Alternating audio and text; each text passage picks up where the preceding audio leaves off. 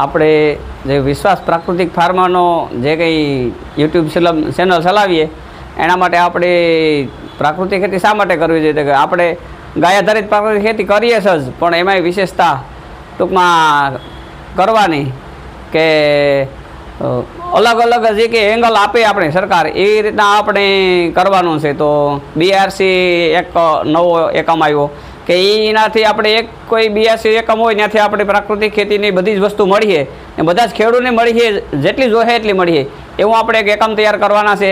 એટલે આ પ્રાકૃતિક ખેતીના એકમમાં તમે ખેડૂત લોકો મને સપોર્ટ કરજો. એટલે આપણે તમારે જે જોઈએ પ્રાકૃતિક ખેતી તમે ઘેર બેઠા તમને બધી વસ્તુ મળે જાય અને તમારા ભાવમાં મળે જાય. એટલે આવડી પ્રાકૃતિક ખેતી આપણે કરવા માટે આ એક વિડીયો બનાવ્યો. એટલે વધારેમાં વધારે લોકો આપણે જાણ કરો એટલે પ્રાકૃતિક ખેતીને જે કંઈ આયામો આપણે 5 પૂરા કરવાના છે એ આપણે કરશું અને પ્રાકૃતિક ખેતી માટે આપણે આ એક બીઆરસી છે એ એક મદદરૂપ બનીએ. એટલે આવડી પ્રાકૃતિક ખેતી કરીએ.